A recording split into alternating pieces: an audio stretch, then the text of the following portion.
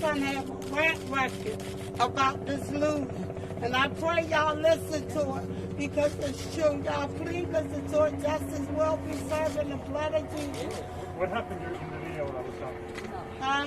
What happened in the video when you were there? Were you telling the police to stop? Yes, I was telling the police to stop. Don't shoot my son. Please don't shoot my son. They hate me no more. And they just shot him and it was wrong. It was deadly wrong. But God gonna serve and protect us. Did you tell the police about his condition when you called 911? No, they already knew about it. They already knew it's already on his record. They were there earlier in the day, correct? Huh? Were they there earlier that day? Yeah, they was there early that day, and they was standing out there laughing at us. They wasn't trying to help us. They didn't give a damn about us. And my son said, look at them. They standing there laughing at us. What do you want the So law? I took my son and I walked, and I left him standing out there. That's what me and my son, we walked down the street and left the cops standing out there. But that's it. I'm done. No. I love y'all.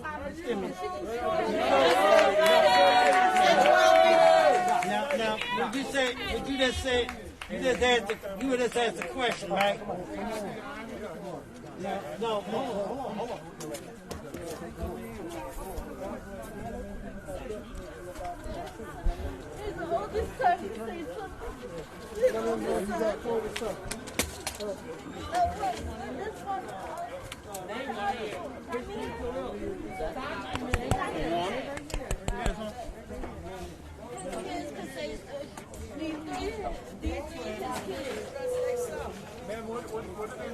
Can you give us their names? Excuse me one second. Please. Y'all be quiet! You shut the hell up too. Tell us your names. Samir. What's your name? Walter Wallace. What's your name, bud? Zana. Can you tell us about your dad? Okay, so we need to always hang out. We need to always go places. And we need to always play around. That's all right, son. Keep it going. Keep going. And Be strong. Hey, baby. Be strong. You can do it. And he need to always teach me how to be a man. Alhamdulillah. Praise God. Praise God. That's right. That's right. And these white racist cops got my own dad. I'm sorry. He's a man's man.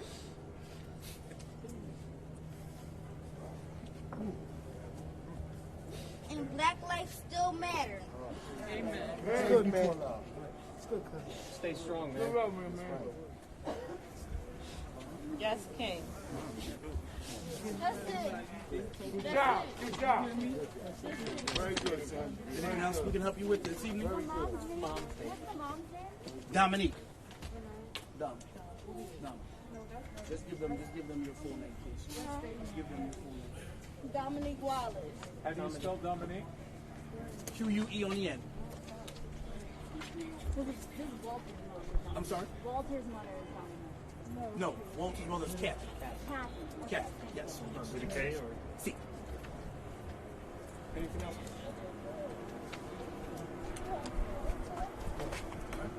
Thank you. Thank you for coming.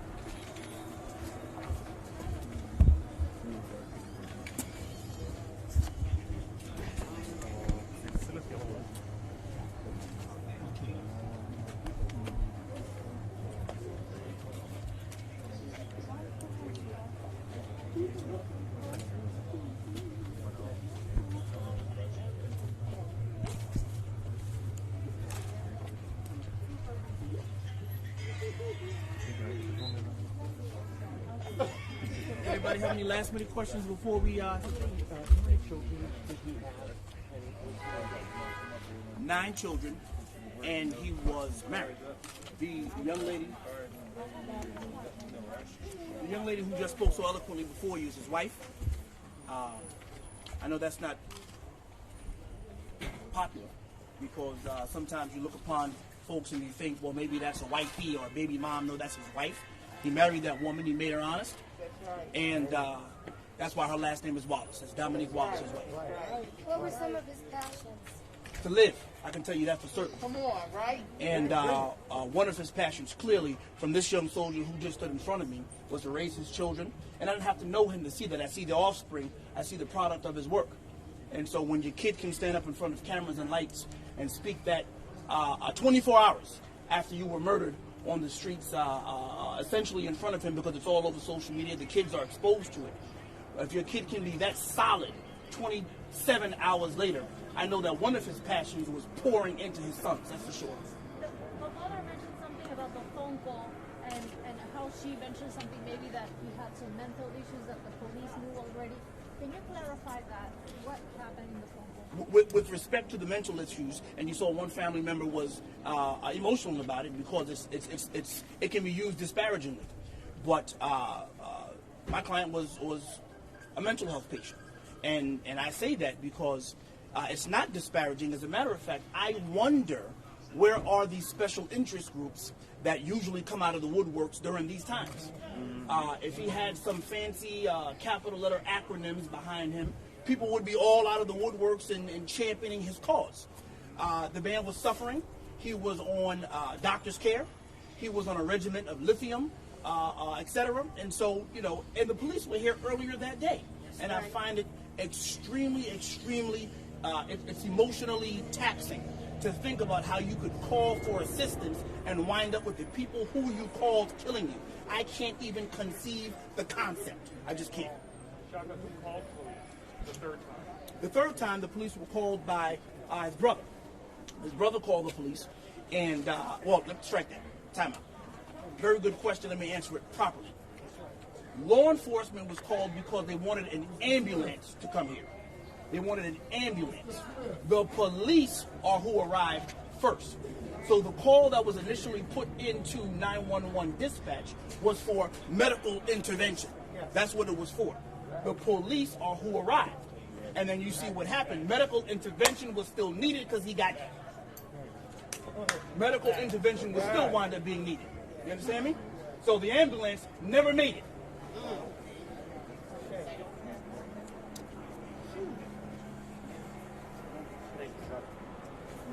And that call was on the brother. The call to the ambulance was by the brother. By the way, it was asked earlier, so I will tie this together for you.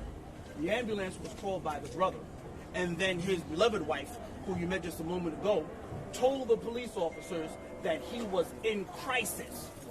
Okay? And so I find it very interesting. Just hear me, and I promise I will get off this soapbox, but it's an issue that this city has. How are police officers at the academy given a badge and given a gun and taught how to kill?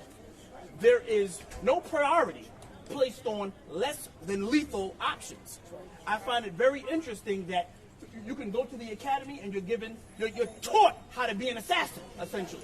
That's essentially what happens. And the reason we know that is because when you come to a scene where somebody is in a mental crisis, the only tool you have to deal with it is a gun. That's a problem. I would have a problem if my carpenter came to my house with only a hammer. Right. Where's your screwdriver, sir? Where is the proper tool for the job? I would need, you have to leave my home. But you can patrol our city streets and arrive at a place where a person is in mental crisis and employ your pistol.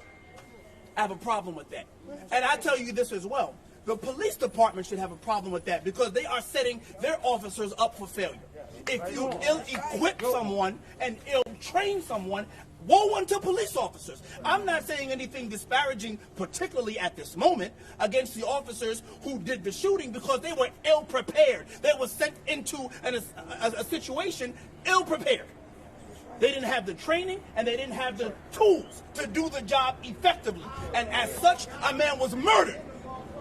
Was there any attempt to try and de-escalate the situation, or did they just move?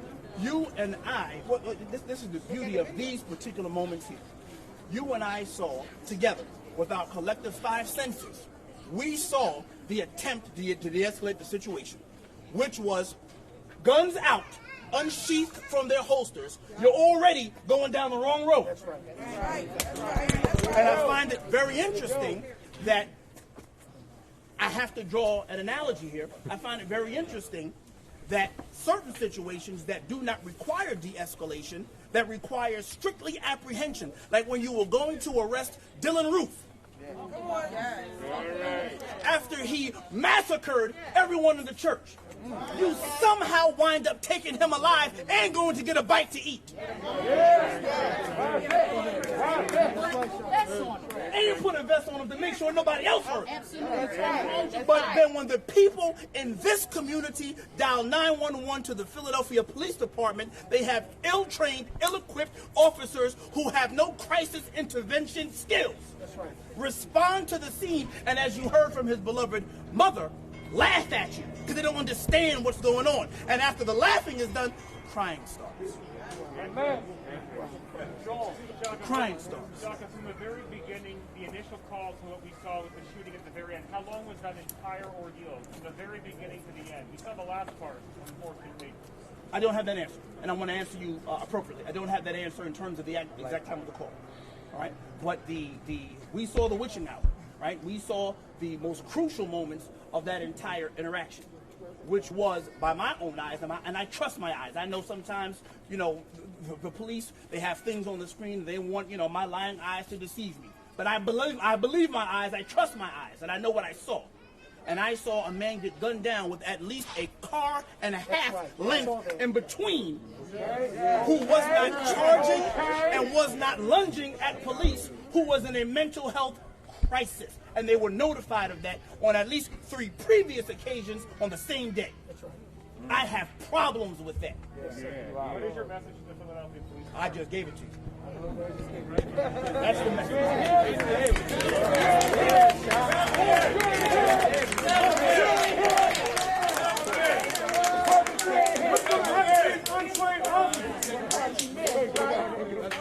What's going to happen to these untrained officers? That is, so when we talk about what justice is in a situation like this, I cannot imagine, I cannot conceive, even in my most vivid, imaginative mind, I cannot conceive the pain that these parents and the siblings and the children, the family is going through. I can't even wrap my mind around it. So when you ask, I'm going to ask you a question now. When you ask a parent, what do you like to happen? I'll tell you the answer I was given earlier. The impossible. I want my son back. What do I do with that? Pastor, where you at? What do you do with that? When somebody asks you for the impossible. Lazarus. Should I go there? I won't. Go there. Go there. Go there. Go there. What I'm explaining to you, sir, is that the only justice that can come out of this, quite frankly, to honor the death because he was gunned down like a dog in the street, in the dirty Philadelphia street, he was murdered. The only justice that can come out of this is full reform for the Philadelphia Police Department and adequate training. Every officer in the Philadelphia Police Department needs to be CIT trained and issued an electronic control weapon as a less than lethal option. We need to have a 6-month evaluation when they get out on the street to see how they're doing. That's it. We need psychological evaluations as well. Oh, well, psychological evaluations are, listen, let me tell you what you need. Psych evaluation, what you need is an option to go to. If you don't have a less than lethal option to go to, you are setting your officers up. I read the presser from John McNesby. I read it, right? And as turned as my stomach was when I read it, as insensitive as it was, as diabolical as it was, I read it. Okay?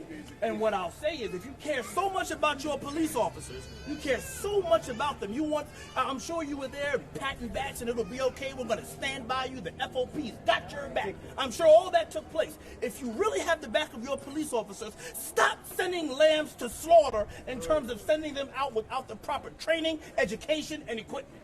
Are they from the neighborhood? Have they been around here before? They were there 3 times that day. And so that's as much of the neighborhood as you need to be from when you come back and kill someone. Are you planning on any announcements tomorrow? Any more press conferences? I'll see how I feel when I wake up. I don't know. Good answer. Yeah, good answer.